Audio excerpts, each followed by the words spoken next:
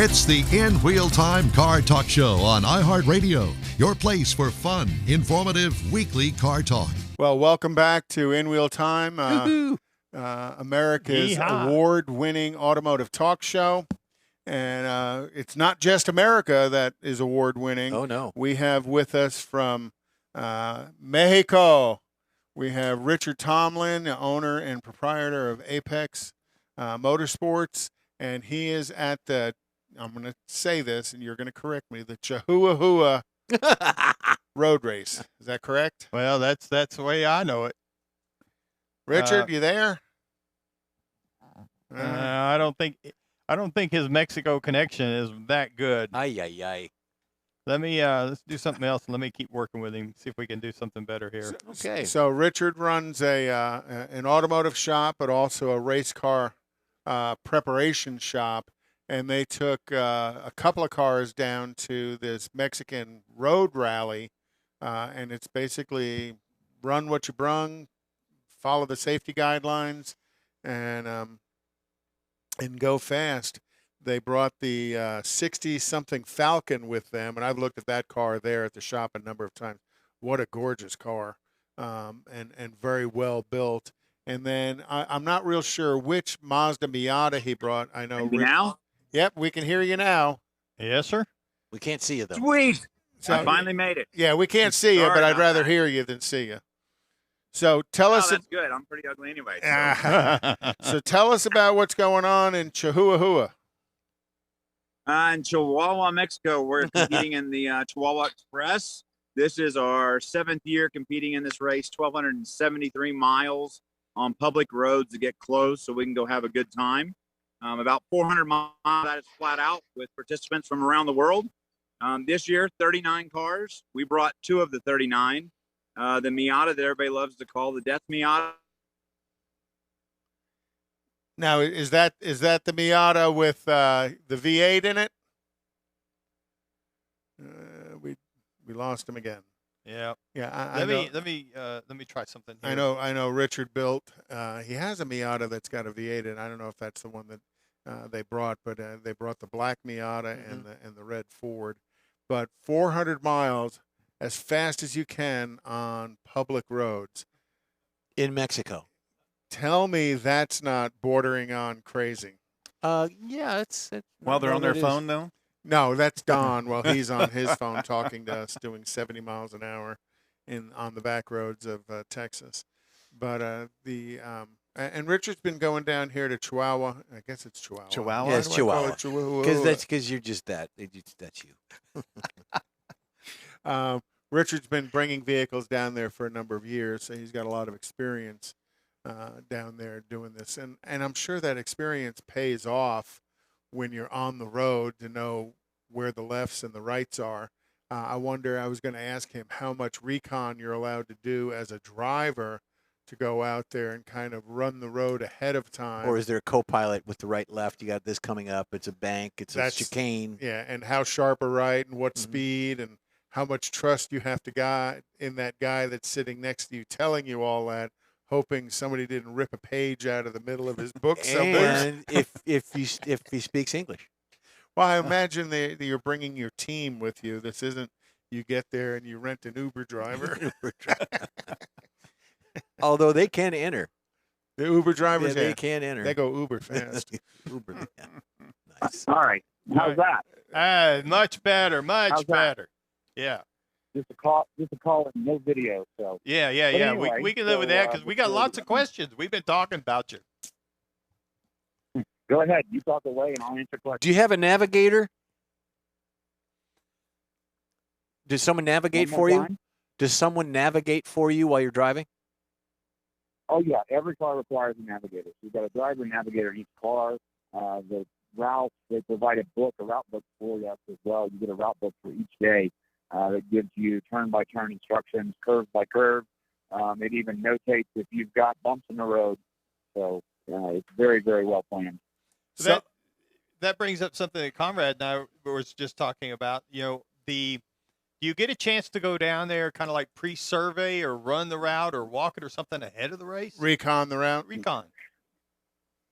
Yeah, they call them recce's. There are teams that do it. There are teams from around the world. They'll be down there 2 weeks before, and they'll drive up the routes. The issue is to drive these routes of public roads that are closed when we race. When you're driving them normally with other traffic and vehicles on the road, it's really not that effective. But it's really just getting familiar with the engineering. The layout of the roads are just completely different from what we do in the U.S. So sometimes it's just learning the lay of the land is what I call it. It helps for sure. And we've not done that yet. We want to. And when you go down, because how many years have you been going down for this? Yeah, this is our 8th year. We've competed 7 other years. This is our 8th year. And is it typically on the same course, or do they move the course around on you? This is the first year there's been any changes to the course, and they actually made the competition stage a little bit longer. So we're over 430 miles now of flat-out racing of the 1,270 that you run. So there's a new route today. I won't get a chance to drive it myself, but it comes around the back side of the mountain, and everybody says it's a great road. So I'm sure we'll get feedback from the drivers as soon as they arrive. We're about an hour and a half, 2 hours from them being in at their first service today. So 430 miles on public roads as fast as you dare. That has to take a lot of community support to block those crossroads and to protect the drivers as well as protect the it doesn't? As we say, all of our entry fees go to the federale and local police retirement funds. 90% of what we pay actually goes to their retirement funds, and they put a man or a woman or an unidentified police officer at every driveway along the route when we race through it. But the amazing thing is you think it would interfere with all 3 days, but the reality is if we're doing like a 10-mile stage, they may have to block off 50 driveways, but with the 39 cars, they're blocking that off for 50 minutes. Here's all the road will be closed while we come through. And then the road's open right back up. Oh, okay. Okay. So it's not shutting it down for 4 or 5 hours. Yeah. So now it's just for the time for us to go run. And so literally, there could have been a truck driving down it. Let's just say a Chevrolet truck, maybe that would leak some oil, driving down the road. 5 minutes before you jump on the road to go drive it, flat out. You just don't know what you're going to see or what's going to be there, and that's part of what makes it so risky. You know? So much fun. It's just entertainment. It's fun. Interesting is a good word. So yes, it's a challenge that most people don't see. And when you talk to people like, I run track days, I do HPDE, this stuff's amazing, don't get me wrong. I love it. I've been doing it 20-plus years. But this is a whole new level. This is where road racing started, La Carrera Pan America, racing from Guatemala to Laredo over 7 days. I mean, the names of people that competed in that race was just unreal. Everybody who's in motorsports, every major motorsport that's out there in the 50s that exists today, they were all started here in La Carrera back in Mexico back in 1948 through 52. And somebody was driving an Oldsmobile back then, because I remember seeing that on the on some of the videos. But that's just me. You don't have to explain that. So tell us about Oldsmobile and the Lincoln.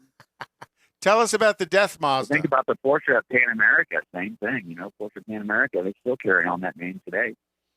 You got a question? Sorry, I missed that. Go ahead. Well, that's okay. Tell us about the Death Mazda. Tell us. I couldn't get it. Tell us about your Mazda Miata that you brought. No, the Mazda. The Mazda is a 1.8-liter motor with a Kraftwerk supercharger on it. Makes about 210 horse, weighs about 2,300 pounds. Topped out at 148, which is kind of crazy in a Miata. But it's on Hoosier tires this year, so having a hell of a time with it. A lot of grip, a lot of opportunity. Do you speak the language?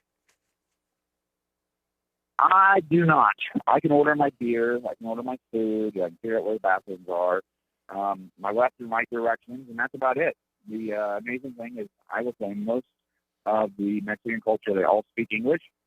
Just some of them are shy about speaking it. And as long as you're not an asshole to them, they're very respectful, and they're very grateful that we're here, that we bring our vacation money and our time and our cars down here to play with them and help their economy out a little bit, too. Yeah, I imagine you guys They say the race brings $13 million to the economy here, this one race.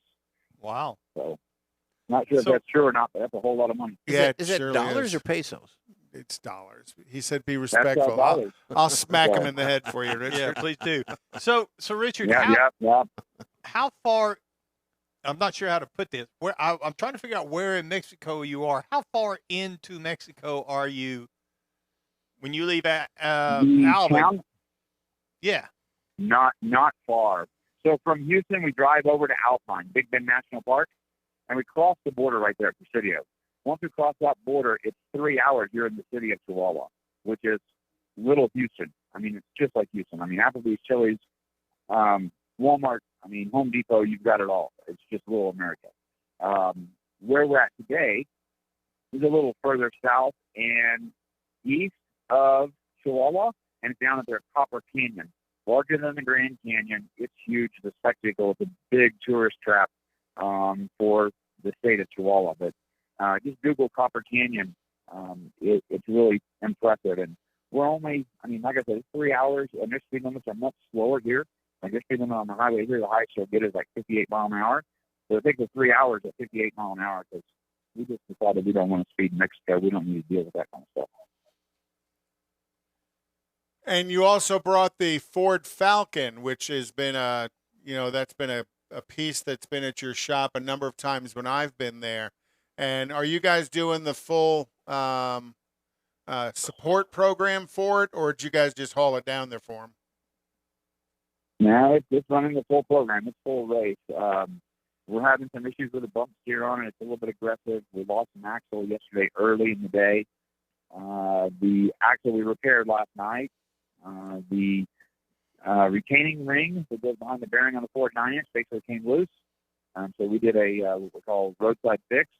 Took the axle out, hammered the ring back down, put 4 tack welds on it, ground the tack welds down, reset the bearing and race, and bolted it back together and sent them on its way. That'll teach so that back on track this morning. It should be here. That'll teach that ring for popping out if you're going to weld it back in. That's a little permanent fix there. Yeah, work to fix when we get home for sure. But, get it back on the road. And let's go.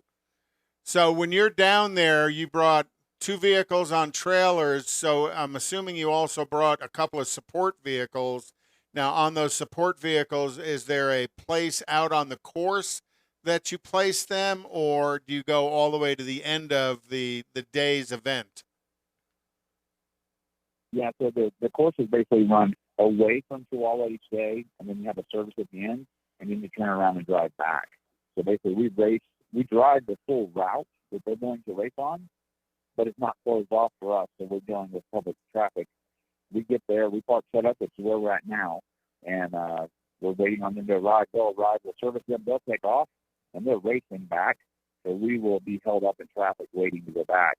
But they'll beat us back to the hotel, they'll have beer before we do, and if not, they'll have a list of things for us to do when we get back. Or leave them a tab, yeah. Leave them the tab. Yeah, and we've got 5 crew with us. There's five crew members to take care of 2 cars, the 4 drivers. So we're traveling with a party of 9 right now. Okay. And how did yesterday? Is today the start, or did you guys start yesterday? Yeah, so the Falcon died early, but he was like 13th on stage. Miata did good. They were at 10th and 12th position, kind of in the standard position where they normally run. But Scott Butler, our driver, had a pretty big off 2 years ago and broken his back. So he's just easing back into this, as he says. He's got the volume on 3, out there driving safe and making sure he doesn't screw anything up.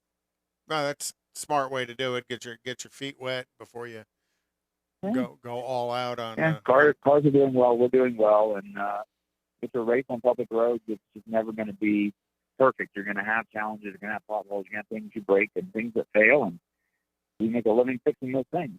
As you say, that's part of what makes it Good. fun. Mm-hmm. The challenge. If it was easy, anybody could do it. Oh, we would be. So when exactly. So when do you head back when this is all over? Are you coming back Sunday, Monday, later in the week? Yeah, the race ends Sunday about 3, and a lot of teams will leave and they'll head to the border Sunday night and then cross in the U.S. and drive home late. We prefer to stay here, drink a bunch of beer, and celebrate that we finished, enjoy the culture of this place, and then we usually get up Monday morning at like 5. That way we're at the border at 8 o'clock. We cross the border and make a leisurely drive back to Alvin, and we'll be back there Monday night by 8:30, 9 o'clock. Okay. So cervezas for all. Right back to work Tuesday morning. Get after it. Yeah, really. We should do that Back to here. life. Drink beer for him. Drink a beer True. for him. Very true. Well, that's awesome. We appreciate you joining us, Richard. You're always fun to talk to on the air. You bring a perspective that we don't have because none of us have ever really raced at the level that you have, much less supported race teams the way that you do and building cars and fixing them on the road like that. Yeah. Sounds like a lot of fun. Oh, yeah. What are the future things? I know you have a couple other events that you do each year. What's next? Yeah, so we've got, I'll be with you guys soon. We're going to be doing some radical talk out at Utah Motorsports Park. They're at Barber this weekend. We've got a race at Sonoma this year as well. And, of course, Pikes Peak is coming up very quickly. We'll be at Pikes Peak as well, and we'll have you guys along for that. I think we're going to try and do some video clips and send some video clips to maybe make it easier because communication on the mountain is very difficult. But we got some big stuff in the works, and setting out a race with Gina is going to happen at HMD. It should be July 2nd is our official date, and it's going to be a hoot. Looks like we're trying to get a $5,000 purse for first place right now, so that should get people stirred and get people to show up and want to race. Oh, cool. Well, again, thanks a lot for joining us, Richard. You guys be safe out there and be fast. Very fast. Absolutely. We'll talk to you soon, man. Be good. All right, thanks. Be careful. Thanks. So Cool stuff. You One of drive these days, we need to go down there and do that. drive to Chihuahua, Mexico. Drive as fast as you can for 3 days. Drink on beer. public streets. Drink beer at night and wake up in the morning and do it again. Awesome. Sounds fun. Sign me up. We could I start went to- one of those rallies here. Yeah. We should. And you Well, know, Mars does and it he every- goes every three. Sun- He goes Saturday. 3 hours into Mexico because in Presidio, there's nothing. I mean, there's still dirt roads, the main roads in Presidio, except for the highway when it goes through it. Last time I was down there, and then when you, like you said, when you go across the border, Ciudad, I don't remember exactly the name of the town that's across the border, but it's almost like being in a small town in America. So the bigger town where he's talking about with Chili's and all that, there's drag strips down there and all kinds of Oh, stuff. yeah. I would think it's, kind of a normal town, but not normal to block off the streets.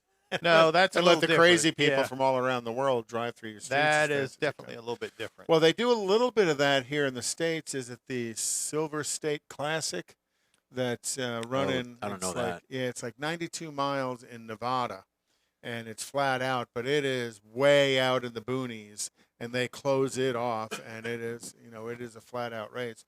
Where this doesn't sound like it's so far out in the boonies because I stand a cop at every driveway along Yeah. the way. It's like the Big Bend road race out in West Texas.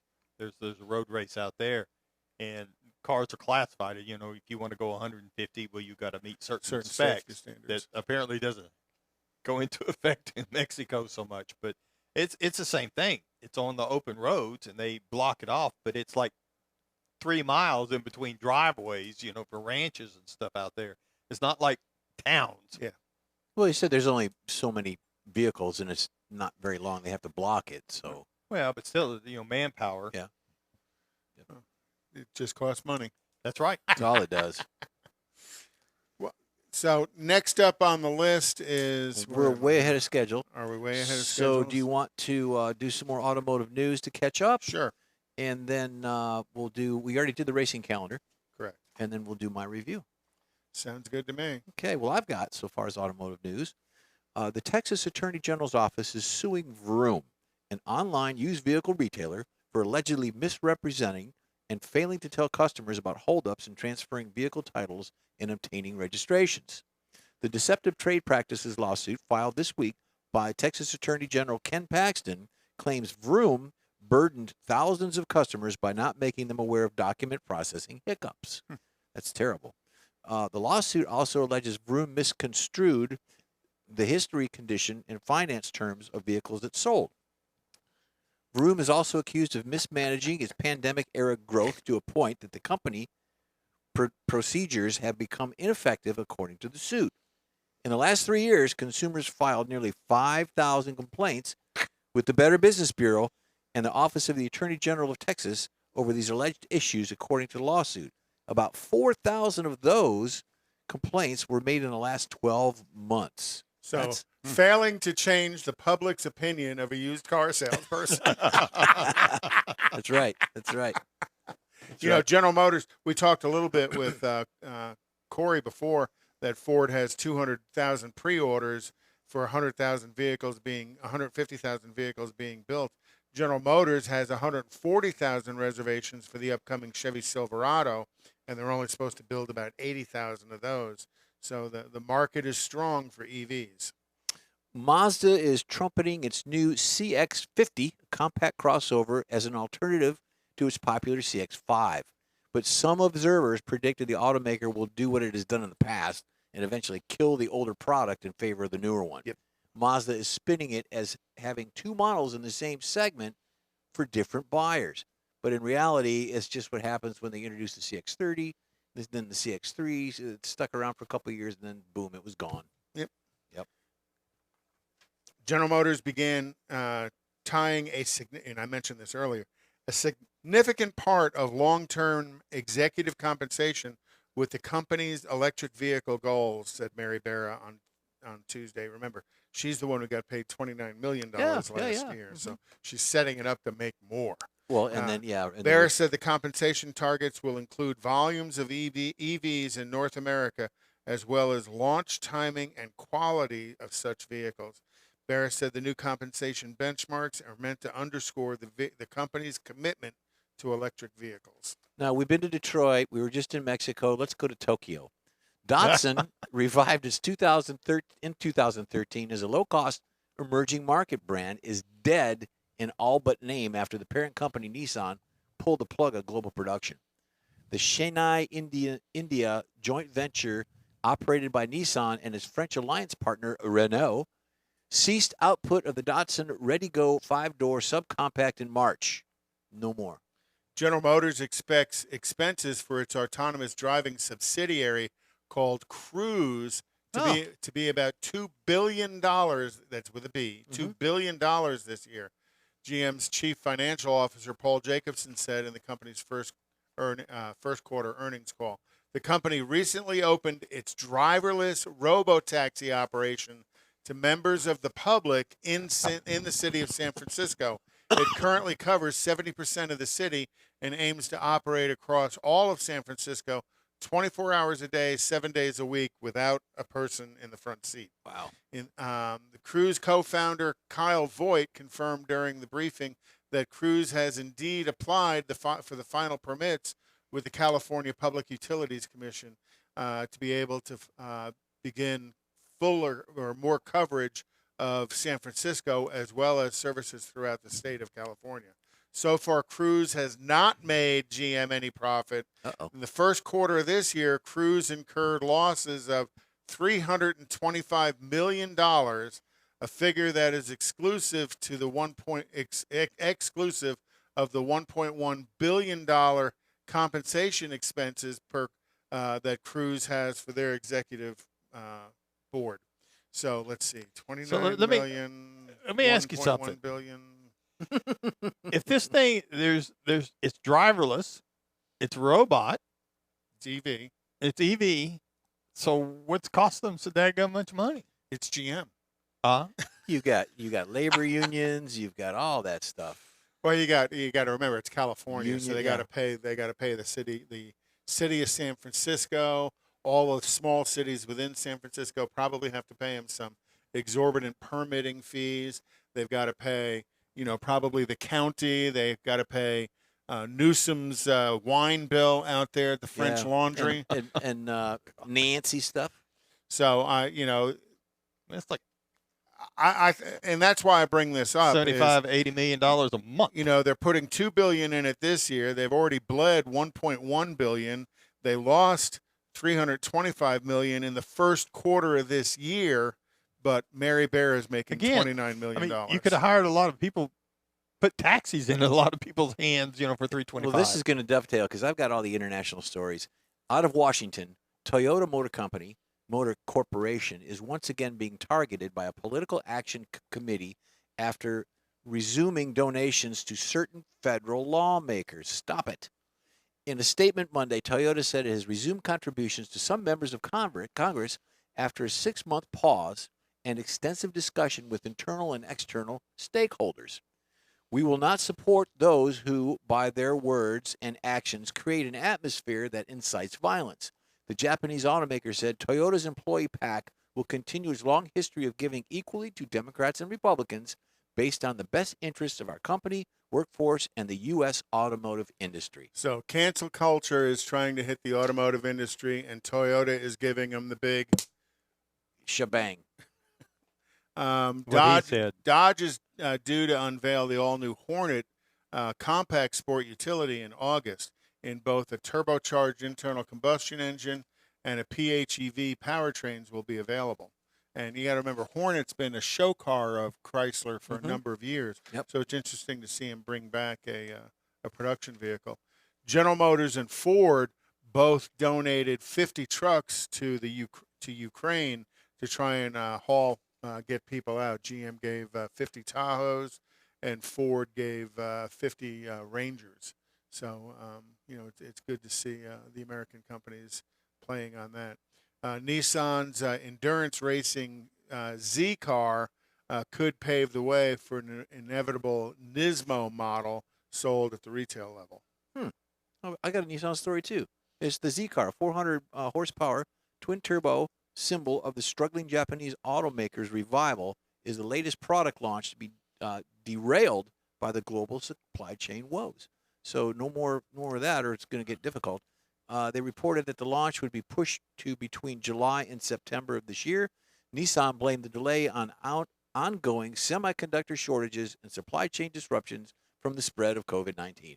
I don't know. Did the chips get sick with it or something? Or no, I just think as they shut down, you got to think, what is Shanghai is shut down right now. Yeah. As they shut down those cities, if there is chip production in those cities, those people are at home jumping out of the windows. Yeah, they're just dragging them to jail too if they don't. And and so there is no chip production. Ford has announced they are going to pull out of the 2022 SEMA show, getting their customers to focus on the comprehensive catalog of Ford performance parts and accessories that they can purchase online or at their local Ford dealers. So that's kind of a big thing for Ford to pull out of SEMA. Yep, that's interesting. I've got a Tesla story since we haven't talked about Elon. Tesla Inc. wiped off $126 billion from its valuation in a single session Tuesday, with stock down 12.2% to $876.42. On investors concerned that Elon Musk may sell shares to complete his $44 billion takeover of Twitter Inc. So, and we talked about before the show went on about Elon and all of his travels through business and industry. So, good stuff. Of the three large pickup trucks to receive insurance highest safety ratings, two of them are Fords. The highest safety rated tested vehicle was the 2022 Ford F-150 Crew Cab. It topped the IIHS charts for truck safety, and then the 2022 Ford F-150 Extended Cab placed third place in there, and the one in the middle was the Ram 1500. We've kind of run over on time. Are we going to go to break here shortly? Yep. Not just this second. So we're going to come back, and then I'm going to do the car review at the top of the hour. Or you want to wait, Mike, for later on? Wait later on. Okay. So we're going to do a break here in 3, 2, 1. Go ahead. Father's Day weekend, Saturday, June 18th, 2022. It's the next Tailpipes and Tacos Cruise-In, and you're invited. Tailpipes and Tacos Father's Day edition will be at the same Loopy Tortilla in Katy, 8 to 11 a.m. on Saturday, June 18th. It's the only place cruisers compete for trophies and other prizes. Enter your vehicle for Best Hot Rod, Best Classic, and Best Modern Classic. Tailpipes and Tacos is Houston's coolest cruise-in and is your opportunity to see the best hot rods, show cars, classics, and resto mods, and get Loopy Tortilla breakfast tacos and adult beverages. There's no entry fee, and cars will automatically compete for custom Loopy trophies and other prizes. It all happens at the Loopy Tortilla Tex-Mex in Katy on the Grand Parkway at Kingsland Boulevard, just south of I-10. Kick off summer with Tailpipes and Tacos Father's Day edition, Saturday, June 18th. The In Real Time Car Talk Show will be there too. Celebrate Father's Day, the start of summer, and the return of Tailpipes and Tacos. Saturday morning, June 18th, 8 to 11. We'll see you then, weather permitting. The In Real Time Car Talk Show is now part of the iHeart family. Now you'll have access to 24/7 Car Talk anytime you need a fix. Just download the iHeartRadio app and ask for In-Wheel Time Car Talk, and there we are. Be sure to save us in your iHeart library for instant access. No matter where you are, you have the best Car Talk show right on your PC, laptop, or mobile device and never have to worry about finding us again. Of course, you can always get access to our video and audio streams via InWheelTime.com and your favorite podcast channel, and all of this is free to you. From the iHeartRadio app, you'll not only hear our Saturday morning live show, but the best shows of the past, updated weekly. Never miss a minute of up-to-date new car reviews, pre-owned reviews, Conrad's Car Clinic, informative interviews, automotive news, and the most fun car talk show on the planet. Just download the iHeartRadio app, search for In-Wheel Time Car Talk, save it to your library, and with a tap of the icon, you'll be in touch with your favorite Car Talk team. In-Wheel Time Car Talk, streaming now on iHeart.com/InWheelTimeCarTalk.